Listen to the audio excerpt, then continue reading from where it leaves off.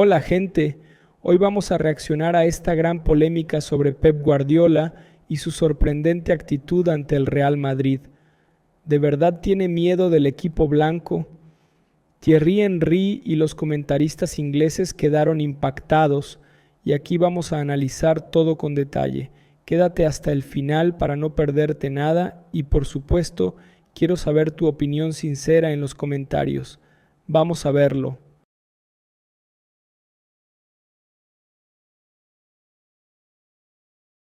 A dramatic first leg lead, 3-2 in true Real Madrid style late on against Manchester City here, and they take now that advantage to the Bernabeu for the second leg. Jurgen Klinsmann and Frank Leboeuf have been watching the game for us as well. They join us now. Let me start with you, Jurgen. We were watching it with our boss and he said, well, that was something. That was fantastic. I think it was such a fun game to watch. I mean, obviously, you don't want a game like this happening in so early stage because it could be the final of the Champions League, not at that early stage, and one team has to go home.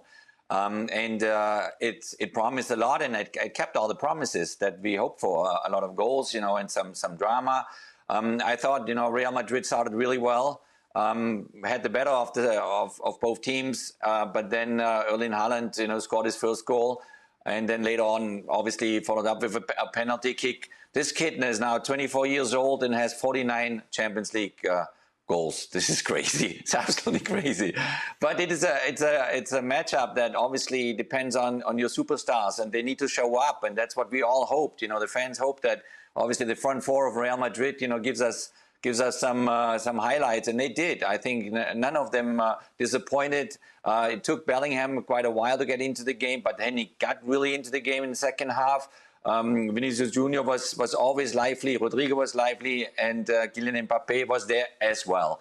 And so, it could have ended in a 2-2 draw. It could have ended in a 2-1 win for Man City. But with Real Madrid, that is their story. Their story is, they go on to the very, very end of a game, and they're always capable to score goals, especially when the opponent is making mistakes. And that's what Man City, unfortunately, did. A few mistakes too many, especially at the very end.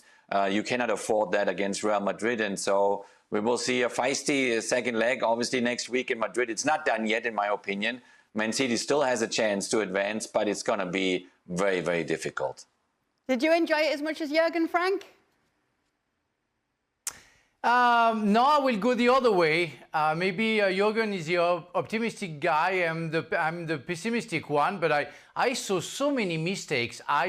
It's very hard to analyze a game like that, where in fact, it's always when the team was at its worst that they scored a goal, and it's when they felt good that they conceded a goal. And I didn't get it. So even the two goals, the one from Mbappe is funny. It's a funny one, let's say, rather saying is a joke. And Vini, when he tried to chip the ball, in fact, he made an assist to Jude Bellingham. But everything was strange for me in that game. Real Madrid were very good the first 20 minutes, should have scored, and they conceded a goal. Then Manchester City went better after scoring a goal, then they conceded a goal. And everything went the other way around, in the wrong way. So it makes me think that I enjoyed, because football is made of mistakes, and if you don't have any mistakes, you don't see any goals.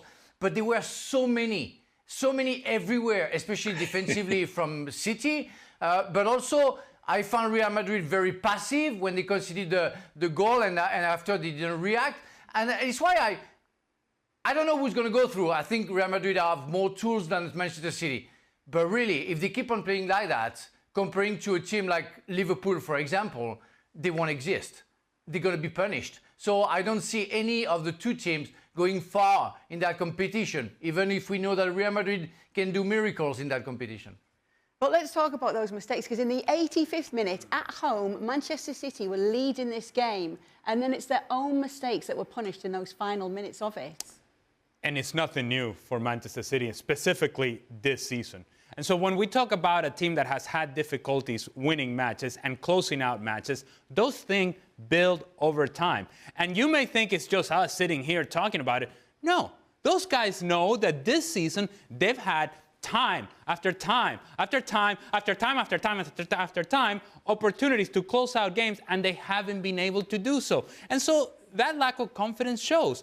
Manchester City had the ball in their hands, physically in their hands, with Ederson winning the game 2-1. He gives the ball straight to Real Madrid. Real Madrid go on to score the second goal. Okay, fine. 2-2, it's not the best result, but it gives us some hope for the second leg. Again, you have the ball in your feet, and you're Manchester City, and for years upon years upon years, Manchester City have been at their best with the ball at their feet, and they turn the ball over once again. And Real Madrid go on to score. Now, it's not just tonight. It's a history of this season for Real Madrid, for Manchester City. And because of it, as a player, you know full well that you have those difficulties. You know full well that you haven't been able to do it. And you don't draw from a history of success, you're drawing from a history of failures, recent failures. And they show up at the worst time possible. And it's what happened today to Manchester City. Yeah, as Ali was saying, and as we were just seeing there, it's not the first time it's happened this season, not the second, not the third, not the fourth. Manchester City giving up leads, as you can see here. This one to Real Madrid. Back in January, the 4-2 loss against PSG, they were leading 2-0 after the 53rd minute. That 2-2 draw at Brentford when they were also leading 2-0.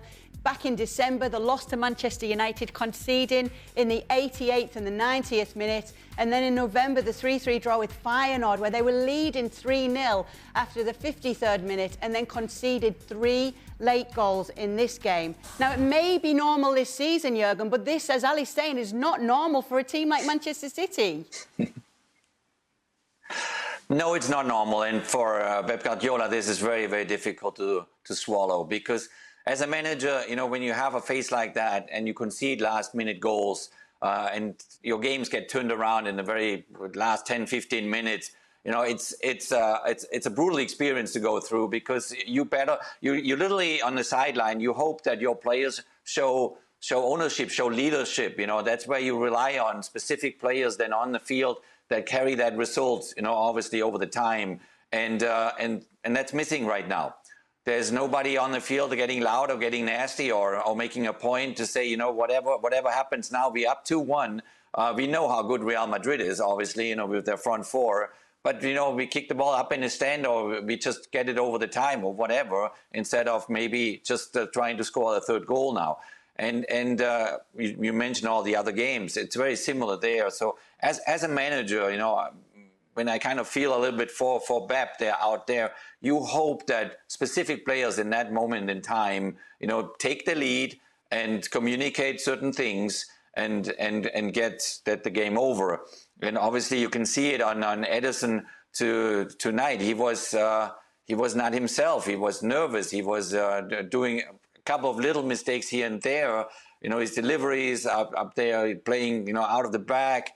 And then what happened in the last couple of minutes is a sign for that. And when it starts with your goalkeeper, then it goes to the entire team, and that's what you get then at the end of the day. Now, speaking of Pep Guardiola, let's hear what he's had to say after this result against Real Madrid. You've just been through some of the games where your team has conceded goals, particularly late on. How do you stop that? We talk about that, but how? So we have to know that the mistakes in some areas, and when we are there, so it's difficult to manage. But yeah, happen many times. Hi, Pep. I know previously you said it's not a psychological thing, that it's just bad decisions, that's all, with regard to these mistakes. But is it becoming a bit of a vicious circle? It's almost becoming its own problem, this conceding of late goals, that your players, it's in their heads a little bit, oh no, here we go again. No, but when you are 1-2-1 and psychological, we'll see, oh, we stop to play and we are scary, and the opponent continue to attack and attack and attack, and after could understand, oh, we are, but in that moment at 2-1, nothing wrong happened. So we are maybe more closer to create chances than them. And after happened what happened. So, but it's not about a specific player. So it would be easy if every player do the same. It's many situations to read what you have to do, what you have to read in that situations, and we are not able to do it. Frank, to that point, do you think it is in the heads of the players, of the Man City players, that it keeps happening, so it's going to keep happening? Of course it is. It's only a lack of confidence who goes to that result. But I don't know. We are talking about Pep Guardiola saying that doesn't have the solution for that. So maybe the first solution, the last 10 minutes, you stop playing. You stop playing from your own half. You kick the ball far away and you try to press and you try to survive. You stop playing. It's a bad habit. And today again, and you say when the opponent have the ball, you put him down. We saw Rico Levis not doing anything on Vinicius Jr. We see Kovacic, who has such a technique, shouldn't lose the ball, losing the ball because he tries to play. So maybe the first, I would say, treatment is to erase the fact that you're going to consider goal the last 10 minutes. And the only way to do that is to play higher on the field, not trying to play from the back. That might be a solution. I'm not Pep Guardiola. I would never be that kind of coach and with the level and the success that he had. But maybe, in a way, and in order to get better, you have to erase getting mistakes and mistake after mistakes. If we really strip it down, though, because I think we can fall in the trap of thinking, well, it's just Manchester City giving up late goals as they have this whole season, and that was it. And no, it wasn't. If we strip it down and we really analyze the amount of chances, clear chances that Real Madrid had, look, as dangerous as Manchester City may have been at times attacking Real Madrid because Real Madrid are open, and this is the way that they play, this could have been 5-2 Real Madrid. And when I say could have, I mean really should have been. There are many opportunities for Real Madrid in the second half. And as the game got more open, you got to see, or we now had the opportunity to see, that front four that Jurgen is talking about, Mbappe running in behind, Vini running at defenders, Bellingham supporting from behind, Rodrigo taking players on 1v1, and when he comes off, Brahim Diaz comes on the field. And you start seeing the amount of options that Carlo Ancelotti has in the attack, and they were exposing all the spaces that were available from Manchester City. In fact, I would say that Real Madrid, not only did they miss chances in front of goal, they also missed chances to just play the ball through and have Mbappe running against John Stones. Mismatch. And that's a mismatch across the line. Whoever is running with Mbappe, whoever is running with Vini, they're just not going to keep up. And there were opportunities for Real Madrid to play that ball in behind, and they didn't nearly as much as they could have. So while we focus on the end of the match, because Manchester City were up in the match 2-1, on the totality, on the whole, Manchester City had 20 minutes at the end of the first half, and then that's it. Beyond that, it was all Real Madrid creating all the opportunities and really should have won this game by more than one goal. How do you balance that in your head as a coach, Jurgen, when, OK, you come away with the win and it's a late win in dramatic style and obviously it's going to boost morale, but you know there was a string of chances that you could have put away and you could have been punished for. How do you balance how you discuss it with your side afterwards? Well, Carlo Ancelotti certainly knows now exactly how to communicate within his dressing room towards that second leg game in Madrid, to take the game very, very seriously, obviously, with Man City, because they still, have a lot of firepower up front. Obviously, Haaland proved this point tonight as well. But Alejandro is right. Real Madrid started the first 20-25 minutes clearly as a better team, had good chances already. Then Man City goes ahead, and then it went in a way that you had the feeling that Real could have scored more goals than just the three of them. But it's dangerous now. It's dangerous for Real, going in that second leg, knowing, okay, we won already at Man City. We are the clear favorites now for the second game. And that's where, you got to really kind of make sure that your players are very, very attentive going into that match, because, if you go up 1-0 at Real Madrid, maybe you create a huge surprise. And you have the players to damage also Real Madrid. But tonight, I think even if they, were leading 2-1 at that one point, at 12 minutes before the end of the game, Man City with that penalty from Haaland, the better team was Real Madrid, and they had clearly the more chances and more opportunities to score even more than those 3 goals. So they would have not deserved to win that match, Man City, tonight. Frank, Vinny might have lost out on the Ballon d'Or, but he won Man of the Match tonight. So, every cloud has a silver lining. Okay, good for everybody then. Go ahead, Frank. That's not very important for me. No, just what I wanted to add is the fact that for me, it's kind of an easy option for Carlo Ancelotti for the second leg. He's leading by 1 goal. You just have to let Manchester City coming up and trying to score a goal. And with the option that they have in counter-attack, with the 4 magical players that he has, and so paceful player, he just have to wait. And he knows that he's going to have opportunity because City is going to open up. City cannot bear the fact that other teams play counter-attack and not deal with that. That is going to be an easy option for me. And they are so dangerous that at some point he's going to score 1 goal, 2 goals, 3 goals, and he's not going to stop. I just don't know if this version of Real Madrid from the past, from years past, would have been capable of just sitting back and absorbing pressure and then going on the counter. I thought that that's the way that they would approach today's match at Manchester City. But Real Madrid got stretched. They got open, too open, in my opinion, and got stretched at times through the midfield. They'll be better suited to do what Frank is mentioning. I just don't know that they have that in their game, this particular team, this particular version of Real Madrid. Because Vini won't track back, Mbappe won't sit behind the ball, Rodrigo's the only one kind of trying to help out in the midfield, and then Bellingham, if he starts dropping too far back, then he's unable to support the front 3. And so how do you sit back if the guys that are going to help you on the counter don't really want to sit back behind the ball? And that, I think, becomes the challenge, not only in the second leg for Real Madrid, but in general, in Champions League competition, as we get into the latter stages. How do Real Madrid approach the match in a way that they can take advantage of the speed that they have up front, but they can also show some balance defensively? They haven't been able to figure that out just yet. And Carlo Ancelotti, he's been trying, but it's not quite as clear-cut as we may think it would be. Regardless, Real Madrid favors going into the second leg, and I don't think, honestly, I just don't see Manchester City keeping Real Madrid from scoring in the second leg. Who did you like from Real Madrid tonight? Who stood out to you most? I have a tremendously soft spot for Fede Valverde. And when I say I have a soft spot, I mean I love that man. I really do. The ability to just, and the guys can attest to this, doing the beep test is one of the most god-awful things to do in a preseason. Fede Valverde must be a dream to do the beep test. In the back and forth, and the back and forth, and the back and forth, and the back and forth. Yeah. And he does it effortlessly. And he resolves so many issues for Carlo Ancelotti. He'll cover that right-hand side and cover all the ground. And there were a couple of sequences that, in fact, one of them, he ends up having an opportunity down the right-hand side, where the sequence started all the way 20 yards away from his own goal, down the left-hand side, and he just goes on a sprint, and eventually the ball finds him at the back post, and he hits it wide. And then he's back defending.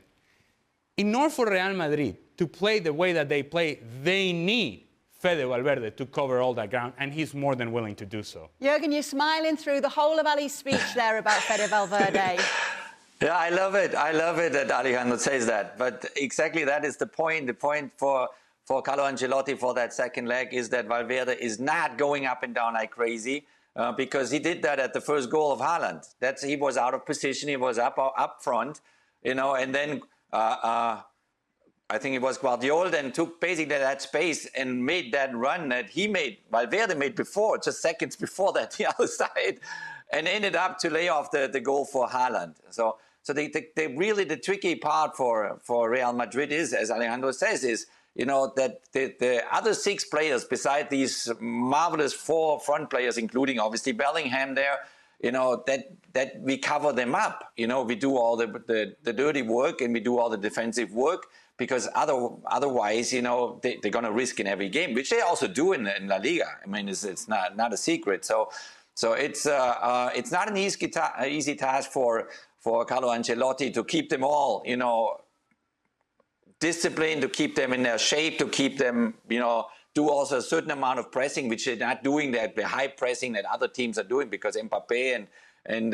Vinicius, they're not the high pressing players. That's not what they want to do because they have other qualities. But again, you got to keep the other ones very disciplined and in a good shape in order not to concede a goal from your opponent. In this case, it would be Man City in the second leg. And if Man City however, would score the first goal, then they maybe drop back and play the breakaway game. Go on then, Frank. Do City come back or do Real Madrid see it out in the second leg? I mean, it's going to be an entertaining game anyway, but I don't see how Manchester City can come back because, again, they're going to have to try to score. They're going to open up, and we know that in the middle of the park, they're not the City that they used to be because of the absence of Rodri, for example, and at the back, oh my God, it's a freeway or motorway. I don't know how you would call it, but it's for the forwards. It's an open door. I mean, it's crazy how many spaces you can get, and on top of it, if they keep on doing bad mistakes, they're going to be punished at the Santiago Bernabeu. So no, I don't see City going through for sure. I see a kind of a win like 3-1 for Real Madrid.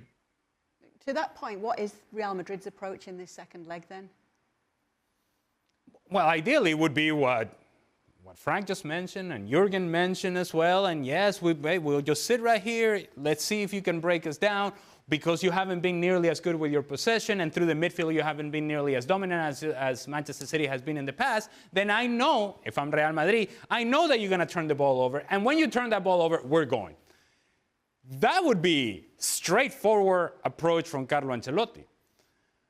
Sometimes this team just gets out of control with their structure. They get disorganized, they get stretched, they get exposed. Barcelona has shown that a couple of times this season, and it hasn't even been close. So if you're Real Madrid, if I'm Carlo Ancelotti, this is when I ask from my team, discipline first, which doesn't mean that we're going to be passive, doesn't mean that we're just going to sit and defend, but let's show some discipline. And when it's time to go, then let those guys up there, let those guys resolve the problem. We sit here, Ceballos, Camavinga, Valverde, if you need to talk inside. Let's sit here and let those guys resolve the issue because we don't need to go over there and create space in transition going the other way. So it's as straightforward as it can be. I just don't know, as I said a few minutes ago, I just don't know that Real Madrid actually know how to do this because there's a group of players there that are not thinking about, hey, we're just going to sit here and then we're going to go. They're thinking, I'm on the go already. But before you go, you actually have to win the ball. And that's a message that has to be very clear that I don't think is always clear for guys like Vini and Mbappe. And there's no doubt this late comeback win for Real Madrid will be a boost for them going into that second leg. They also brought a streak to an end today when it comes to European Cup history. The longest home unbeaten streaks. Bayern Munich leading the way. Barcelona between 13 and 20. Next with 38. And it's between 2018 to 2025. Manchester City had gone 35. Without losing at home, but it was ended today in some style by Real Madrid.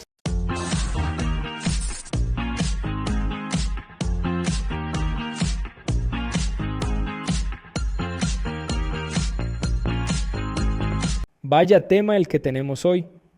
Después de analizar la reacción de Thierry Henry y los comentaristas ingleses, hay mucho que decir sobre la actitud de Pep Guardiola ante el Real Madrid.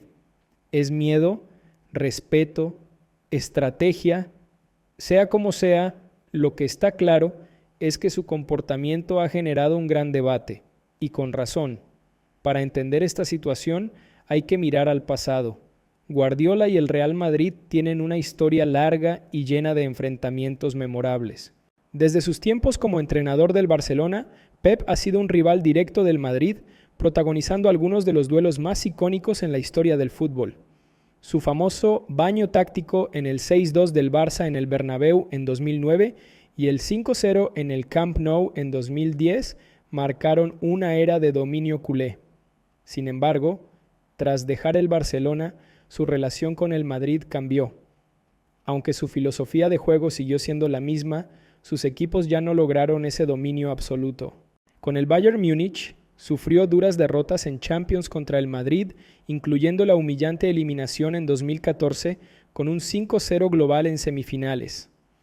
Con el Manchester City, la historia ha sido similar. Grandes momentos, pero también caídas dolorosas, como la remontada histórica del Madrid en 2022 en el Santiago Bernabéu. Es por eso que cada vez que Guardiola se enfrenta al Madrid en Champions, las emociones están a flor de piel. No es un equipo cualquiera para él. Representa el desafío más grande de su carrera y, en muchos sentidos, el equipo que más dolores de cabeza le ha causado. La gran pregunta es, ¿Guardiola realmente teme al Real Madrid? En términos estrictos, decir que siente miedo puede ser exagerado. No estamos hablando de un entrenador cualquiera, sino de uno de los mejores de la historia. Sin embargo, lo que sí es evidente es que su actitud ante el Madrid es diferente. Thierry Henry y otros comentaristas han destacado que Guardiola parece más tenso y cauteloso cuando se enfrenta al equipo blanco. Normalmente lo vemos confiado, defendiendo su estilo de juego con orgullo y transmitiendo seguridad a sus jugadores. Pero cuando se trata del Madrid, parece adoptar una postura más calculadora, casi obsesiva con los detalles. Esto puede ser por varias razones. Primero, sabe que el Madrid es un equipo impredecible. Puedes dominarlo durante 89 minutos y aún así perder el partido en los últimos instantes.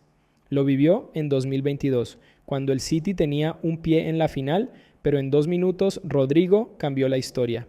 Esa experiencia lo marcó y probablemente lo llevó a ser aún más precavido.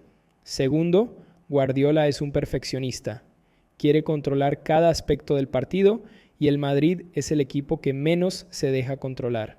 Su ADN competitivo, su capacidad para aparecer en los momentos clave y su mentalidad ganadora hacen que sea un rival que escapa a los esquemas tácticos tradicionales. Por eso, algunos interpretan la actitud de Guardiola como un exceso de respeto que puede rozar el miedo. Si bien es cierto que reconocer la grandeza del rival es importante, también lo es transmitir seguridad a tu equipo. Y aquí es donde podría estar el problema. Cuando un entrenador como Guardiola, conocido por su confianza en su sistema de juego, muestra señales de duda o excesiva precaución, eso se transmite a los jugadores. El fútbol no es solo táctica, también es mentalidad. El Real Madrid ha demostrado muchas veces que cuando un equipo duda, lo aprovecha. Equipos como el PSG, el Chelsea y el propio City en 2022 creyeron que tenían todo bajo control, solo para ver cómo el Madrid les daba la vuelta en minutos. Si Guardiola adopta una postura demasiado conservadora o temerosa, podría estar dándole al Madrid justo lo que necesita para crecerse. Por otro lado, el City es un equipo con jugadores de élite y un estilo de juego que, cuando se ejecuta bien, es casi imparable. Si sus futbolistas sienten que su entrenador confía plenamente en ellos y en el plan de juego, tendrán más posibilidades de imponerse. En definitiva, la actitud de Guardiola ante el Madrid se puede ver de dos maneras. Desde un punto de vista positivo, es un entrenador inteligente que respeta al rival y entiende que no puede subestimarlo, pero desde otra perspectiva, se podría decir que está mostrando demasiado respeto, lo que podría interpretarse como una señal de inseguridad.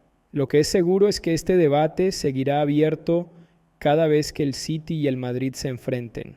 ¿Aprenderá Guardiola de sus errores pasados y afrontará estos duelos con más confianza?